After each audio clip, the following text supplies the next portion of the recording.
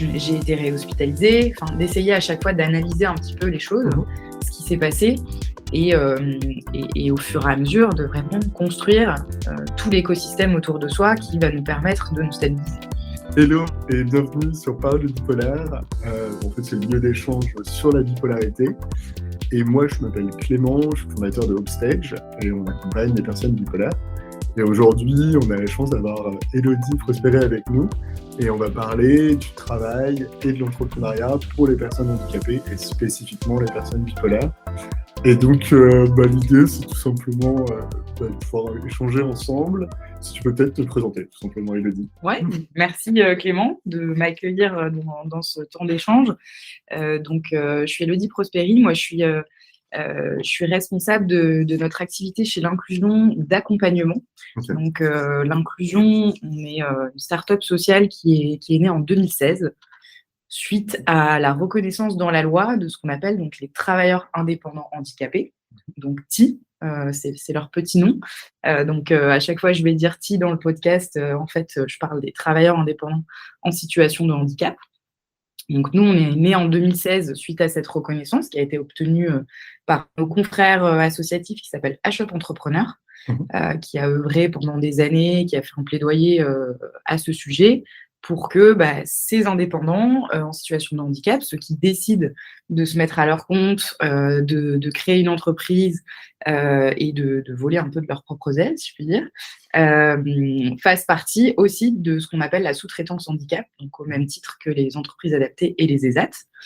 Et donc, depuis 2016, c'est le cas. Donc, ils peuvent faire bénéficier à leurs clients, entreprises ou administrations, qui sont soumis à l'obligation d'emploi, donc comme toute entreprise en France de plus de 20 salariés, ils peuvent faire bénéficier à ces clients de ce qu'on appelle une incitation financière. Donc, une partie de leur facture va pouvoir être déduite de la contribution handicap qu'ils payent, que les entreprises payent auprès de l'AGFIP ou du FIPHFP. Voilà, alors, pour le secteur public. Ça représente à peu près 30%, c'est ça? Sur la facture, ouais, c'est 30%. Donc en fait, globalement, on va prendre un exemple assez simple, mais sur une entreprise de 100 salariés, par exemple, il y a une obligation d'emploi, donc de travailleurs en situation de handicap de 6%. Si l'entreprise n'a pas, donc c'est 6 personnes, dans le cas d'une entreprise de 100 salariés, elle va payer une contribution handicap auprès de l'AGFIP, si c'est une entreprise privée. La contribution varie en fonction de l'entreprise et de tout un tas d'autres critères, mais globalement, c'est aux alentours de 4 000 €. Donc, c'est quand même pas négligeable. Et donc, pour une entreprise, cette contribution va pouvoir être réduite quand elle fait appel à ce qu'on appelle la sous-traitance handicap. Donc, elle va pouvoir demander, par exemple, à une entreprise adaptée un service, à un ESAT ou, du coup, à un indépendant en situation de handicap. Donc, exemple très concret, voilà, je suis une entreprise, je paye, j'ai que 5 salariés en situation de handicap sur mes 100 salariés. Pour réduire ces 4 000 €, je vais faire appel, par exemple, à un graphiste en situation de handicap. Et donc, je vais pouvoir déduire une partie de sa facture sur ma contribution. Et effectivement, ce que je peux déduire, c'est jusqu'à 30% de la facture de cet indépendant. Trop bien. Et merci pour... Faire assez simple. Mais je pense que c'est important d'en parler parce qu'on ne se rend pas compte que... en fait, j'ai un peu utilisé cette phrase il y a quelques temps qui est de transformer sa bipolarité en opportunité. Et en fait, de se dire que, ouais, il y a des trucs, il y a des systèmes maintenant publics qui permettent justement d'avoir même un avantage comparatif et de faire ça une force. Donc c'est vraiment cool et sincèrement, moi je trouve ça trop stylé ce que vous faites chez Inclusion, je l'avoue. Alors en fait, moi je me pose pas mal de questions, notamment en tant que personne bipolaire, parce que en fait, on a besoin de beaucoup de routines, de rituels pour essayer de rester stable un maximum. Et quand j'en ai parlé à mes parents, que je me lançais dans l'entrepreneuriat, ils m'ont dit, mais... Hyper inquiet. Ah ouais, exactement. Qu'est-ce que tu fais? Il faut un job stable, va bosser pour une grosse boîte en CDI. Et en plus, tu auras tes arrêts maladie si jamais, hélas, il se passe quelque chose, parce que ça peut arriver. Et je suis curieux d'avoir ta réponse à ça, en fait. Bah, du coup, moi, je suis curieuse aussi d'avoir ta réponse. Qu'est-ce qui, finalement, t'a donné envie de te lancer quand même? Moi, je pense que là, je suis obligé de faire de l'entrepreneuriat. J'ai pas le choix. C'est un peu dans mon sang. Et, euh, j'ai cette volonté de changer les choses pour le meilleur. Et, je, et j'ai envie de le faire via l'entrepreneuriat parce que c'est là où j'ai l'impression de pouvoir avoir le plus d'impact. Mm. Et je dis je, mais c'est a priori bientôt on. Donc ça, c'est super cool. Et à partir de là, en fait, j'ai pas le choix, quoi. Je peux pas. Alors, j'ai eu du travail salarié, je l'ai fait, mais je l'ai fait en attendant de relancer quelque chose, généralement.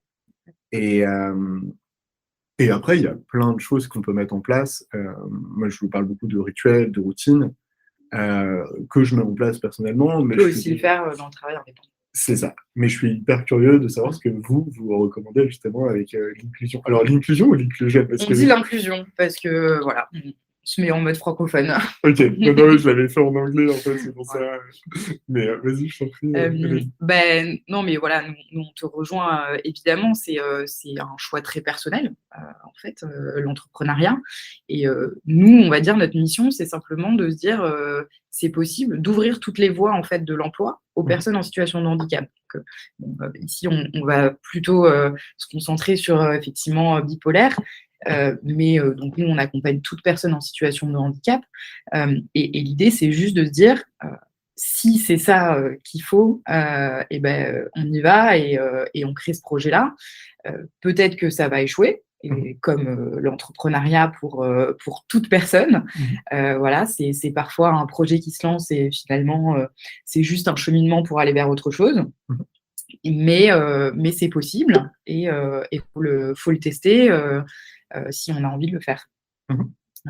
Voilà, donc je trouve ça intéressant ce que tu dis de j'ai pas eu le choix. Parce que voilà, t'avais envie de faire ça et il fallait pas se bloquer pour une raison de santé, en fait. Mhm. Ouais, et je suis persuadé que la plupart des entrepreneurs, en fait, ils n'ont pas vraiment fait le choix. Ils sont entrepreneurs Ouais.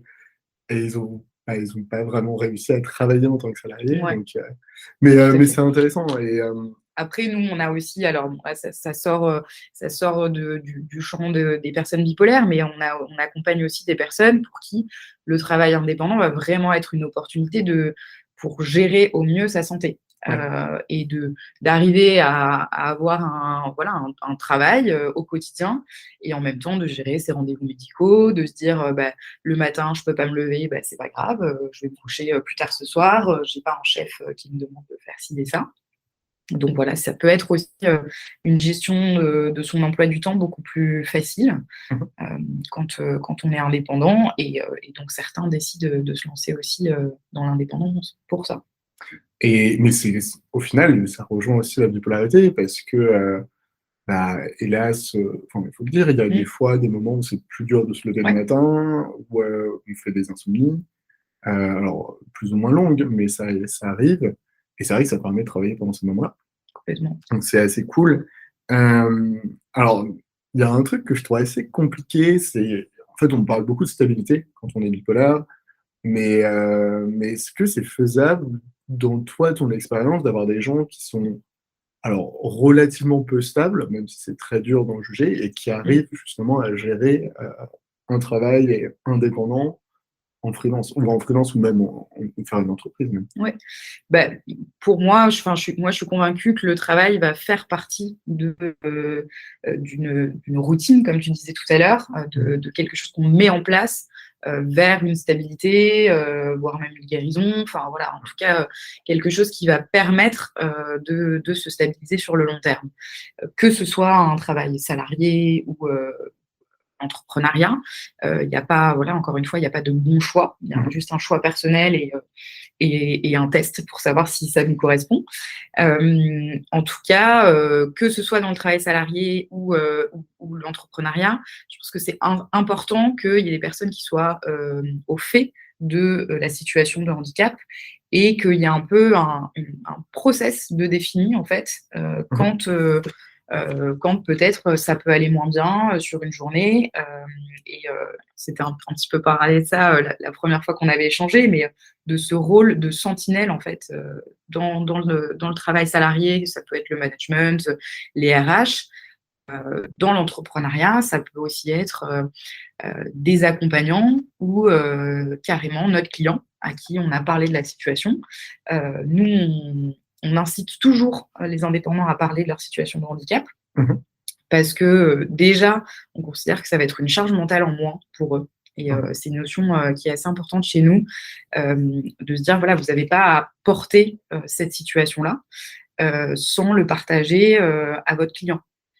Et votre client a aussi besoin de savoir comment vous vous organisez. Il n'a pas du tout besoin de savoir les détails de la maladie, euh, tout ce qui, enfin, voilà, est en lien avec votre corps, les conséquences vraiment de votre maladie. Mais par contre, il a besoin de savoir comment vous gérez la situation et éventuellement comment il peut vous aider à gérer cette situation. Donc, on incite toujours les indépendants à en parler, notamment en lien avec l'incitation financière aussi. C'est un moyen d'arriver à parler du handicap d'une manière assez simple et avantageuse aussi, forcément pour le client, mais aussi de lui glisser nos petits besoins spécifiques dans la foulée et qu'il puisse aussi s'adapter à la situation. Ouais, c'est un sujet qui est assez complexe, tu vois, et je pense qu'il est assez différent entre le salariat et l'entrepreneuriat. Moi, je sais que j'en ai beaucoup parlé dans la communauté, et généralement, quand on parle notamment du trouble bipolaire au travail, la plupart des personnes disent qu'il ne faut pas en parler, parce que le risque est trop important, dans le sens où on va être mis au placard, voire même, dans certains cas, hélas, licencié pour cette raison. Et, euh, et du coup, comment c'est perçu par les entreprises qui embauchent du coup des personnes handicapées, parce que il y a une incitation financière, donc ça c'est un avantage, mais à côté de ça, comment est-ce que les entreprises réagissent généralement? Enfin, je suis assez curieux d'avoir ton avis là-dessus. Pour moi, quand il y a de la communication, c'est comme dans toute relation en fait d'un prestataire à un client. Quand il y a de la communication sur les éventuelles problématiques que la personne va rencontrer dans le cadre de sa mission, il n'y a pas forcément de problème derrière. C'est ça qui est intéressant aussi, je pense, dans le travail indépendant, c'est de se dire si je me connais, je sais à peu près comment je vais réagir sur les prochaines semaines, je peux m'engager sur un livrable mettons dans 3 semaines, je sais qu'il me faut qu'une semaine pour le faire, mais je m'engage pour dans 3 semaines parce que je sais que potentiellement, sur les 3 prochaines semaines, je vais avoir un moment un peu de creux. Et mon client, je vais simplement lui dire ça. Je vais lui dire, voilà, je vais mettre une semaine, je ne sais pas exactement quand est-ce que je vais le faire dans cette semaine-là. Je te tiens au courant s'il y a des complications, si j'ai du retard, etc. Mais tant que la communication est là, finalement, le client, voilà, il paye une prestation pour un livrable à une date donnée. Et il faut simplement pouvoir lui donner ce livrable à cette date donnée. Il ne va pas forcément regarder après comment vous allez vous organiser, quoi. Ce qui est génial quand on travaille sur des tâches, là-dessus je te rejoins, quand on dégage du temps, c'est-à-dire qu'on vend des heures, comment est-ce que toi tu vois les choses, justement, parce que c'est un peu différent quand même. Je pense un petit peu quand même de la même manière, dans le sens où on va peut-être pas s'engager sur du jour homme à 10 heures par jour pendant X semaines, si on sait que en général, sur le mois, on va avoir 2 ou 3 jours off. Et encore une fois, je pense que c'est quelque chose à partager aux clients dès le début, en fait, de dire, voilà, moi, sur un mois, j'ai 3 jours off en général dans le mois. Je peux pas forcément savoir quand est-ce qu'ils vont tomber, mais je sais que je peux te prévenir à peu près 24 heures en avance parce que moi je fonctionne de cette manière-là. C'est vraiment en fait partager comment nous-mêmes on fonctionne et que le client comprenne. Pour moi, ce qui inquiète en général dans les entreprises ou le client, c'est la non-compréhension de la maladie. Et donc, le plus on est au clair sur ses besoins, plus ça va être facile de partager auprès du client et de lui montrer que voilà, malgré tout, on a réussi à s'organiser, que le travail sera fait, et que oui, effectivement, il y a peut-être 3 jours dans le mois où je ne me pointerai pas, tu auras pas de nouvelles de moi, mais en fait, la personne est prévenue. OK.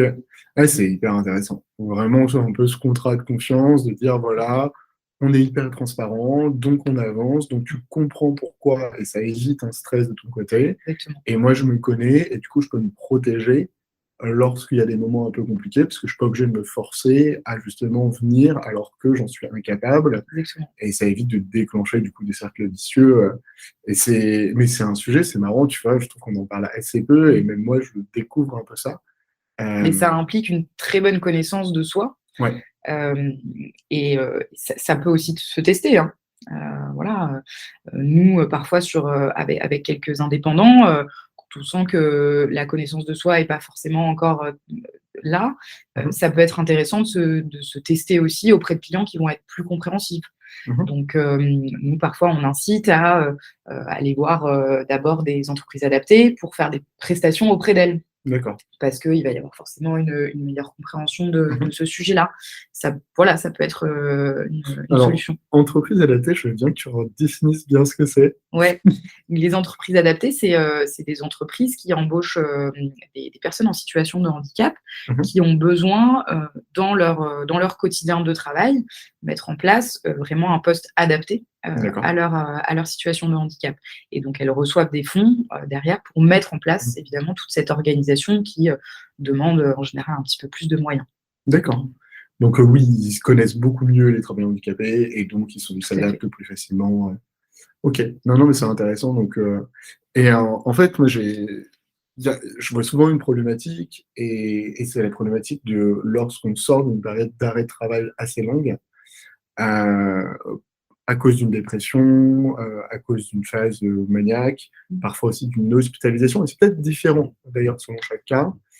Et souvent, le retour à l'emploi est particulièrement compliqué, Mmh. et il y a aussi des allocations qui font que c'est une peur, de revenir à l'emploi. Et c'est souvent, moi j'ai l'impression, une grande problématique parce que pas de travail ou même, j'englobe le bénévolat, l'entrepreneuriat avec, hein, Mmh. donc isolement, manque de confiance en soi et donc généralement, Cercle vicieux. c'est ça et souvent, il y a des allocations qui vont, permettre de vivre, mais plutôt de survivre, je devrais même Mmh. dire et on a peur de se relancer dans un nouvel emploi parce qu'on se dit: «Les démarches sont longues, je vais plus avoir mes allocations». Enfin, c'est un peu une En remarque que général, j'ai c'est un en temps plein et du coup, c'est compliqué à gérer. ouais, exactement, et puis, ça fait 3 mois que je suis hospitalisé, que, je comment est-ce que je fais, quoi? Enfin, comment est-ce que je relance la machine? Heu Enfin, c'est assez compliqué. Moi, je parle souvent de bénévolat au début. Je Mmh. leur dis, bah, déjà, essayez de donner 1 ou 2 jours de bénévolat, faites ça pendant quelques semaines. Mais tu as probablement plus d'expérience que moi, je le dis, donc je suis trop curieux de savoir, ce que tu Oh, en bah, non, penses. effectivement, je pense que le bénévolat, ça peut être une solution et je pense que se lancer dans un projet d'entrepreneuriat, si c'est quelque chose qui nous donne envie, ça peut aussi être une solution. Que ce projet aboutisse ou non, finalement, même s'il aboutit pas, ça va nous relancer dans une dynamique de travail. Il y a, tout un tas d'acteurs qui aident à la création d'entreprises et donc du coup, ça va doter, un rythme, un projet, ça va nous apporter des compétences, se remettre un petit peu dans le bain, hein, comme tu disais, parce que parfois, si la période d'arrêt a été assez longue, voilà, ça permet de se recentrer un petit peu sur des activités professionnelles, et de se donner un but, hein, de rencontrer des gens, créer quelque chose, un Mmh. projet et si ça peut amener effectivement à un travail, d'indépendant par la suite, bah, c'est tant mieux, on va dire. Et puis, si même si le projet est pas très long à lancer, on peut aussi se dire, «On va devenir indépendant quelques heures par semaine» parce que voilà, ça va être plus facile de Mmh. gérer, sur une sortie, d'hospitalisation, je sais pas, 5 heures par semaine, 10 heures par semaine, d'augmenter un petit peu au fur et à mesure, et d'arriver un petit peu mieux à gérer, ce retour à l'emploi qui est Mmh. effectivement assez compliqué, hein. Ouais et c'est vrai que c'est ce qui est hyper intéressant, c'est qu'on peut le faire de manière hyper progressive. Ouais. On ne part pas sur un temps plein, voire même un mi-temps, où on est obligé de venir au travail. Je serais curieux de savoir si tu as un peu un plan d'action. Alors, tout n'est pas processisable, mais dans le sens où, en fait, moi, je remarque qu'il y a des personnes qui sont souvent très smart, qui avaient un boulot, enfin, un très beau boulot, généralement, donc, crise, hospitalisation, des fois le diagnostic en même temps, ça dépend des fois. En fait, à la sortie de l'hospitalisation, généralement, ils n'ont plus de travail et le retour est particulièrement compliqué. Est-ce que tu as des recommandations pour une sorte de... Alors, c'est difficile d'avoir un plan d'action, mais tu Mm. vois ce que je veux dire, mais de se dire, OK, comment est-ce que je fais? Est-ce qu'il y a peut-être des personnes avec qui parler pour refaire un point, peut-être je sais pas, des bilans de compétences, peut-être des conseillers pour redéfinir en fait un plan d'action pour sa carrière, se dire comment est-ce que je lance les machines petit à petit et surmonter surtout cette peur de reprendre tout de suite tout en même temps et du coup, et souvent qui est presque trop haute et du coup de bloquer et le fait de rester bloqué pendant des années, quoi. Bah, je suis Mm. hyper curieux. Complètement. L'idée du bilan de compétences, pour moi, elle est assez bonne, hein, évidemment. Je pense qu'il faut toujours repartir aussi de ses objectifs Mhm. personnels. Nous, vraiment, dans l'accompagnement, on part toujours de l'objectif de la personne. Ça ne sert à rien qu'on se dise dans 2 ans, voilà, il faut absolument que tu gagnes tel salaire, de faire ça. Enfin, Mhm. voilà, peut-être, comme tu dis, que sur un premier temps, ça va être plutôt presque du bénévolat, parce que le but, c'est juste d'arriver à sortir de chez soi tous les matins, de rencontrer X personnes dans la journée. Et en fait, si l'objectif, c'est celui-là, on base le plan d'action sur cet objectif-là. Donc, j'ai envie de te dire, finalement, il n'y a pas de process du coup, il n'y a pas de plan d'action défini, Mhm. parce que l'idée, c'est de se redéfinir, enfin, de se définir ce plan d'action par rapport vraiment à ce qu'on a envie de faire. Euh, et encore une fois, hein, de la connaissance qu'on a de toi, est-ce que c'est la première hospitalisation, est-ce que c'est Mhm. une hospitalisation plutôt répétée, qu'est-ce qui a fait la dernière fois que j'ai été réhospitalisée, enfin, d'essayer à chaque fois d'analyser un petit peu les choses, Mhm. ce qui s'est passé, et au fur et à mesure de vraiment construire tout l'écosystème autour de soi qui va nous permettre de nous stabiliser. J'interromps l'échange 30 petites secondes pour te dire de ne pas oublier de mettre une petite note sur Apple Podcasts ou la plateforme de ton choix. Tu connais la chanson, ça nous aide beaucoup à sensibiliser le plus grand nombre sur le sujet de la bipolarité, ainsi que permettre de briser les tabous. Allez, on reprend l'échange. Et puis, évidemment, s'entourer, du coup. Mhm. S'entourer. Et là, il y a des personnes qui vont plutôt aller vers des institutionnels, vers Pôle emploi. Il y en a qui vont aller plutôt vers plutôt des startups comme nous, parce qu'on a cette approche qui va plus leur correspondre. Du coup, elle est sur le site internet et en fait, c'est simple, vous remplissez, je pense que c'est Un le mail. formulaire de contact, tout à fait. Et puis, on vous recontacte. Donc, nous, on n'est pas présent partout en France, mais dans pas mal de départements quand même. Dans 11 départements aujourd'hui, et puis on est encore en train de se développer. Et après, il y a aussi notre partenaire associatif à Shop Entrepreneur, hein, qui peut accompagner elle partout en France. Donc voilà, il y a toujours des solutions. Nous, de toute façon, on réoriente. Hein, si c'est pas nous, on essaye de trouver une solution quand même pour la personne. Donc voilà, surtout essayer de s'entourer des bonnes personnes, en fait, des personnes qui vont correspondre à notre approche. Il y a énormément d'accompagnants possibles, et donc il faut les tester aussi. Ouais, et c'est vrai que c'est... Alors, il y a un autre truc, moi, qui me fait un peu réfléchir, c'est généralement, il y a une perte de confiance en soi lorsque on a vécu... Alors, c'est un peu particulier dans la bipolarité, je parlais même de mon cas personnel. Il y a quelques années, j'ai fait une dépression assez longue quand même. Et, en fait, je suis reparti parce que je suis reparti dans une phase haute. Donc, j'avais pas de problème et j'avais envie de retravailler. Mais il y a aussi des situations où les personnes ont une telle perte de confiance parce que ça fait trop longtemps que faire le pas de ne serait-ce que contacter, par exemple, l'inclusion pour leur demander de l'aide est extrêmement difficile. Et, et qu'est-ce que tu leur dirais, en fait? Enfin, je sais pas si pour les encourager, parce que c'est vraiment pas facile. Je me mets dans cette situation même parce que lorsqu'on est en dépression, je parle de mon cas, on n'a envie de rien et des fois, ne serait-ce que de remplir un formulaire, c'est le bout du monde. Et enfin, voilà, je sais pas si tu as des conseils. Bah, j'ai envie de leur dire, ça vaut le coup, contactez-nous. Non, mais je comprends tout à fait, hein, cette difficulté-là. De toute façon, on ne peut pas aller chercher les personnes. Donc, il faut forcément qu'il y ait cette volonté aussi de sortir, de s'entourer. Parce que voilà, on n'est pas médico-social, il n'y a pas une obligation à venir nous voir. Donc, il faut quand même ce souhait-là. Évidemment, c'est dur. Nous, on conçoit l'accompagnement vraiment aussi en fonction des besoins spécifiques de la personne. Donc, on sait très bien, évidemment, dans le cadre dans le cas des bipolaires, qu'il va y avoir des mois où on va beaucoup plus les voir, des mois où on va beaucoup moins les voir, et on le sait. Il n'y a pas de voilà, il n'y a pas d'obligation, on s'adapte. Si on ne peut pas venir à une réunion, bah, tant pis. Enfin voilà, quand c'est pour des raisons de santé, on trouve toujours des solutions. Donc évidemment, il y a la motivation qui compte, mais si on sait que sur un mois donné, on va plutôt voir la personne 10 heures et le mois d'après, on ne la verra pas parce que c'est comme ça, c'est comme ça. Il n'y a pas de souci dans notre cas en tout cas. Ouais. Et encore une fois, je pense, enfin voilà, on en revient toujours au même point, mais c'est de communiquer sur ses besoins spécifiques.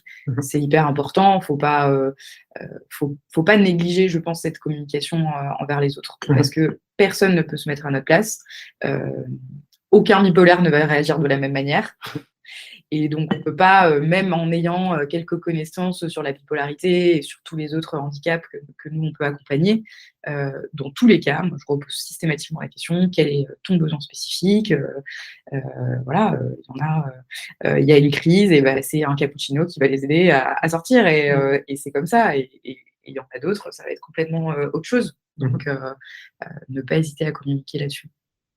Ouais, mais c'est hyper important et on en parle tout le temps de la communication et ça fait une différence de fou, quoi. Mais c'est pas facile. Et c'est dur de passer le cap. Et c'est super dur de passer le cap. Ce que j'aime beaucoup avec cette approche indépendante, alors je le dis de manière assez transparente, c'est quand on est chef d'entreprise et qu'on a quelqu'un qui nous dit ah bah non, je peux pas travailler à temps plein, je peux travailler qu'à mi-temps, en tant que salarié, ça peut poser souci. Est-ce qu'il y a des postes où bah, sincèrement on a besoin de quelqu'un à temps plein.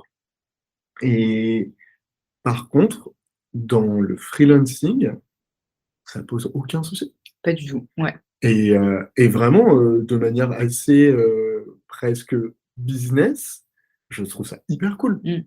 Parce que tu bosses avec quelqu'un qui va avoir des compétences en plus qui peuvent sortir de compétences communes, parce que bon bah voilà, il va y avoir des profils peut-être plus créatifs ou plus perfectionnistes, enfin selon. Et en plus de ça, enfin c'est cool, tu fais un truc qui est positif, enfin ça coûte moins cher, l'air de rien, enfin c'est quand même cool. Enfin, c'est trop bien, quoi. Non, mais je trouve ça trop stylé comme initiative. Tu le vends encore mieux que moi. Ben, en fait, je me mets un peu dans la situation où je vais l'utiliser peut-être, et je trouve ça trop cool. Alors, justement, enfin, on parle souvent de parler de sa condition au travail. Alors, lorsqu'on est indépendant, c'est plus facile. Et à la limite, vu qu'on travaille avec des sociétés qui, enfin juste pour, peut-être que tu vas peut-être mieux expliquer que moi là-dessus, c'est comment ça fonctionne en fait le système. C'est-à-dire que j'ai cru comprendre que vous travaillez avec des entreprises qui sont prêtes à faire travailler des personnes handicapées, donc vous avez des missions. Et du coup, bah, tout de suite, c'est plus facile de parler de médical parce qu'elles savent pertinemment que bah, déjà, on est accompagné. Il y a une situation de handicap, on est accompagné par l'inclusion, donc on n'est pas tout seul, il y a plusieurs, entre guillemets, interlocuteurs, donc ça rassure pour l'entreprise. Et puis derrière, bon, bah, il y a un gain financier qui n'est pas non plus insignifiant, et ça permet d'avoir des profils qu'on n'aurait pas autrement. Moi, je suis persuadé que certains handicaps permettent d'être meilleurs sur certains sujets, moins bons sur d'autres, il faut aussi le dire, mais ça a des avantages importants. Et ça, voilà, justement, comment parce que justement, l'idée, c'est toujours la même chose que tu dis, c'est d'être transparent, de parler avec son entreprise de ses spécificités. Et comment est-ce que tu communiques avec les entreprises par rapport à ça, justement, un peu de l'autre côté de la barrière? Ouais. Bah, c'est vrai que nous, du coup, si l'indépendant est inscrit sur notre plateforme, c'est évidemment plus simple, comme tu disais, puisque l'entreprise est au courant. Donc, juste pour resituer, donc effectivement, l'inclusion, nous, on a une plateforme qui s'appelle l'inclusion.fr, donc qui recense un peu plus de 600 aujourd'hui travailleurs indépendants en situation de handicap. On a des entreprises clientes abonnées à cette plateforme et donc qui peuvent rechercher des compétences parmi nos travailleurs indépendants handicapés. Donc évidemment, quand elles se connectent sur cette plateforme, elles sont au courant qu'il y a une situation de handicap. Puis évidemment, nous toujours, hein, on incite l'indépendant à parler de ses besoins spécifiques auprès de l'entreprise. Et l'entreprise étant au courant, forcément, je pense que cette communication est un petit peu plus facile. Après, tu disais, effectivement, c'est pas forcément évident de communiquer sur ces sujets-là. Il faut le faire quand on est prêt. Il faut s'entraîner beaucoup. Nous, on a d'ailleurs des petites vidéos de formation qui s'appellent T-Learning, TIH Learning, qui sont accessibles gratuitement sur notre chaîne YouTube. Et notamment, dans un épisode, on parle de comment aborder ce sujet du handicap. Et on parle surtout de la notion d'entraînement, hein, parce que voilà, il faut être à l'aise avec ce qu'on va dire, il faut poser ses mots, il faut savoir rassurer le client et en même temps lui dire les choses. Donc voilà, on va dire, c'est un fin équilibre à trouver. Chacun a un petit peu sa façon de faire aussi, hein. Il y en a qui vont plutôt tourner sur le ton humoristique, il y en a qui vont rester très professionnels. De toute façon, il faut rester professionnel parce qu'on est dans le cadre professionnel. Mais voilà, il faut trouver un petit peu sa manière d'aborder la chose, celle où on va se sentir à l'aise et puis aussi le moment, hein. Il y en a plein, évidemment, qui décident pendant des années de ne pas en parler parce qu'ils n'ont pas envie et on ne va pas les forcer. Mais c'est sûr que nous, on incite toujours davantage à communiquer. Ensuite, nous, comment on aborde les choses auprès des entreprises? C'est assez facile. Nous, on dit entrepreneur avant tout. Donc, la personne que vous allez recruter, elle est entrepreneur. Donc, certes, elle a une situation de handicap. Si elle vous en parle, c'est qu'elle a envie de vous en parler et qu'elle veut partager ses besoins spécifiques. Si elle ne vous en parle pas, c'est qu'elle n'en a pas besoin. Et c'est comme ça. Et voilà, la personne, elle est entrepreneur. C'est tout. Ouais, et alors, il y a une question qu'on me pose, enfin, c'est une peur et qu'on voit beaucoup, et c'est vrai que je ne suis pas juriste et légalement parlant, donc alors, il y a des personnes qui vont par exemple avoir l'allocation adulte handicapé, et lorsqu'ils commencent un travail en freelance, donc ils se posent beaucoup de questions sur est-ce que je vais continuer ou pas de toucher cette aide, et en fait, de manière hyper factuelle, qu'est-ce qui se passe et comment on fait? Alors, les détails techniques sont un peu compliqués, mais si je résume, derrière, il y a toujours une incitation au travail. Donc, l'allocation adulte handicapé, elle va baisser moins que ce qu'on va gagner en se rémunérant par son travail indépendant. Donc, que ce soit par une SASU, par l'auto-entrepreneuriat, peu importe, l'allocation adulte handicapé va baisser moins que ce qu'on va gagner. Donc, c'est important d'avoir cette notion en tête parce que ça encourage aussi évidemment à créer une entreprise, à se lever tous les matins, à se dire que quand même on va gagner plus que la hache à la fin du mois si on a des clients. Après, il y a des détails techniques, je ne vais peut-être pas évoquer ici parce que je ne veux pas faire peur aux gens. Mais pareil, nous, on a sur nos e-learning, on a des vidéos qui expliquent assez bien ces mécanismes-là. C'est de toute façon le choix du statut juridique quand on est indépendant, il est important. Il faut regarder par rapport à sa situation personnelle. Est-ce qu'on est marié, est-ce qu'on est célibataire, est-ce qu'on a des enfants, du patrimoine à protéger, etc. Tout un tas de critères à prendre en compte. Et évidemment, la situation de handicap quand on a la hache est particulièrement à prendre en compte. Et aussi, tu parlais tout à l'heure de protection sociale. Voilà, donc il y a des statuts qui apportent un petit peu plus de protection sociale que d'autres, on contribue forcément un petit peu plus. Donc voilà, il faut calculer un petit peu tout ça.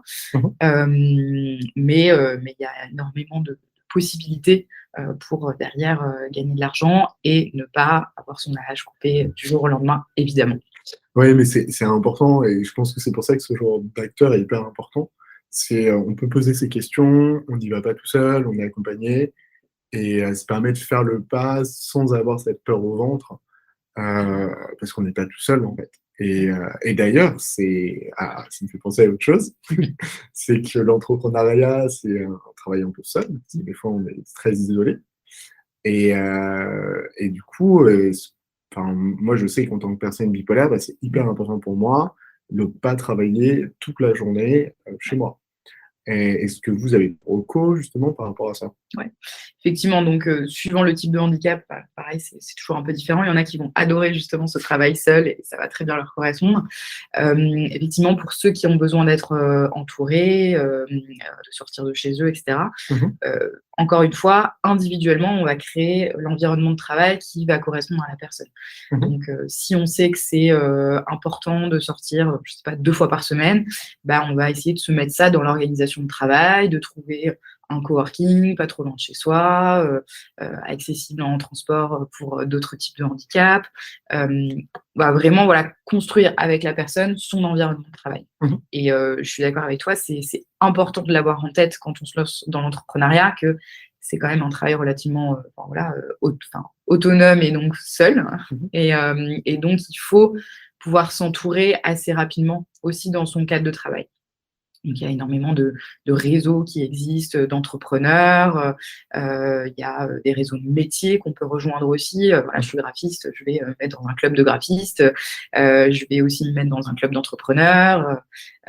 D'organiser un petit peu aussi son temps de travail autour de moments plus conviviaux qui vont nous permettre de créer un réseau.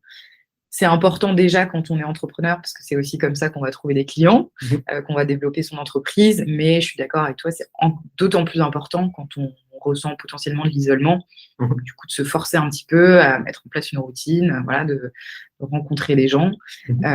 Et donc, ça peut être aussi un réseau de personnes en situation de handicap. Donc, nous, évidemment, les personnes qu'on accompagne sont beaucoup mises en réseau entre elles, parce que ça peut être aussi un moment d'échange, toi, comment tu fais, de partage d'expériences sur ces sujets-là. Et puis, ça fait du bien aussi de parler à d'autres entrepreneurs qui traversent les mêmes problématiques parfois. Ouais, mais c'est ça qui est intéressant. C'est cet effet de réseau. Et on revient toujours à la même chose, c'est on est plus fort ensemble que seul. Et comment est-ce qu'on fait? Non, après, moi, c'est vraiment. Alors, bien sûr, je mettrai tous les liens, notamment de e-learning, que je trouve très intéressant. Après, je me pose beaucoup de questions sur peut-être, ouais, sur l'interaction, parce que je parlais vraiment du trouble bipolaire. On part du principe sur le trouble bipolaire qu'il y a un certain nombre de piliers pour réussir à mieux vivre au quotidien. Donc, le fait de voir un psychiatre et potentiellement de prendre des médicaments, mais c'est pas une obligation, mais c'est voir un psychiatre qui est plutôt une obligation. Psychothérapie, souvent qui est fait avec un psychologue, mais ça peut être aussi d'autres acteurs. Groupe de parole, où il y a des associations qui font ça super bien, et tout ce qui va être hygiène de vie, entre guillemets, dont fait partie le travail. Et en fait, donc vous avez donc, entre guillemets, l'un de ces piliers. Est-ce que vous avez travaillé aussi avec d'autres acteurs sur ces autres piliers, ou pas spécialement? Je suis curieux de savoir s'il y a justement des connexions. Parfois, on a des interactions, effectivement. Nous, ça nous est arrivé plusieurs fois, hein, effectivement, de mettre en place un peu le process dont je te parlais tout à l'heure, de se dire, nous, on va avoir ce rôle de sentinelle, de dire, ah là, je sens que ça va un peu moins bien pour toi. Qu'est-ce que tu veux que je fasse? Est-ce que tu veux que je contacte ton psychiatre? Est-ce que tu veux que je parle au CMP? Voilà, de créer avec la personne un peu de process d'alerte. Et d'avoir ce rôle-là. Donc, ça nous est déjà arrivé, évidemment, d'avoir des contacts avec toute la sphère médicale, plutôt. Après, nous, on intervient plutôt en aval, on va dire, hein. Donc on n'a pas au quotidien des interactions avec ces acteurs-là. En revanche, c'est important pour mettre en place le travail d'avoir tous ces piliers, comme tu dis. Donc c'est des choses, voilà, des activités sur lesquelles on échange avec l'entrepreneur, parce qu'on sait que tous ces piliers-là sont très importants.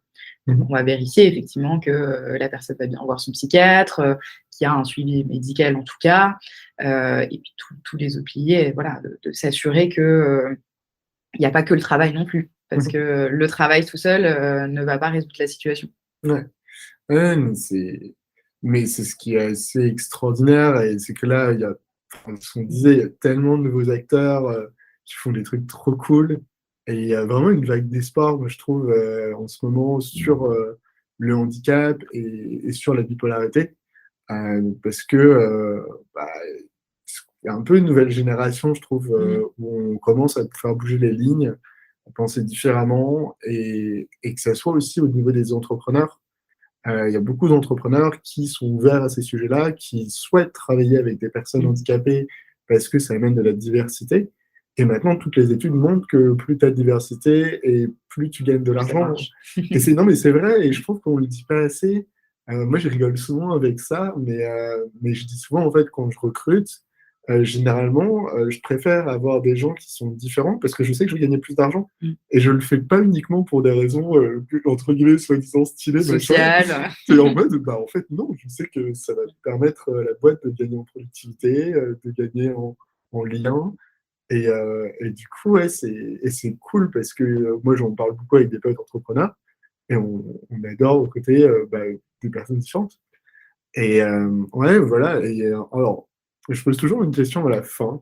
C'est si tu avais une baguette magique, qu'est-ce que tu changerais dans le milieu médical? Enfin, dans le domaine de la santé, même, avec Ouh là là. un grand S. Tu peux réfléchir un peu, hein, je te laisse. Qu'est-ce que je changerais? Je pense que je permettrais que les médecins aient un peu plus de temps pour comprendre les individus, d'arriver justement peut-être à faire un petit peu plus ce lien sur tous les autres piliers dont tu parlais tout à l'heure. Je pense qu'aujourd'hui, bah, évidemment, ils ont peu de temps, et donc du coup, ils se consacrent au médical. Donc, on va dire, bah, tel cachet, ça va fonctionner, et toutes les autres interactions, que ce soit voilà, tout l'écosystème dont on a parlé tout à l'heure, la famille, les amis, le travail, le logement même, enfin voilà, tout ça, en fait, ça permet, je pense, encore plus de guérir, probablement, que peut-être l'aspect purement médical. Et alors, je pense qu'il y a pas mal de nouvelles approches médicales qui prennent en compte tout ça, hein. Notamment dans les troubles psychiques, hein. Voilà, c'est clairement écrit que le travail est un pilier important de la stabilité de la personne. Mais je pense qu'on n'a pas suffisamment de temps pour que cet écosystème soit fait de manière la plus... Enfin, voilà, la meilleure pour la personne finalement. Moi, j'aimerais bien avoir plus d'échanges effectivement avec le corps médical pour essayer de créer vraiment cet environnement avec les personnes. Que nous, bah, c'est vrai qu'on avance à tâtons. Pour le coup, on n'est pas du tout sur une approche médicale, parce qu'on n'a pas les compétences, hein, évidemment. Donc, on a une approche plutôt à tâtons, à essayer de co-construire avec la personne. C'est vrai que parfois, j'aimerais bien juste demander, bon, d'un point de vue médical, est-ce que ce qu'on fait, c'est pas trop mal ou ça va? Voilà, donc je pense avoir plus d'échanges peut-être avec toutes les autres sphères qui vont permettre la stabilité du patient, en fait. Ok, trop cool. Je sais pas si... non, mais il n'y a pas de bonne ou mauvaise réponse, mais je trouve ça toujours hyper intéressant d'avoir des personnes extérieures qui ont des points de vue, et en tout cas, c'est un vrai truc, c'est d'avoir cette approche un peu holistique, en fait, dans le traitement, et où il y a vraiment des résultats assez intéressants. On l'entend, c'est la sonnerie de la fin du podcast. Ah, Je il trouve ça fallait bien génial. une sonnerie, sinon on aurait pu continuer longtemps. Non, mais en soi, c'est trop cool. Bah, merci beaucoup, Elodie, c'était un plaisir. Je mettrai tous les liens qui vont bien par rapport à l'inclusion. Si tu as peut-être un mail ou même un mail de contact, je me permettrai de le mettre. Et puis, bah, merci à vous tous, c'était un plaisir. Et puis, on se dit à la prochaine. Merci Clément. Au revoir.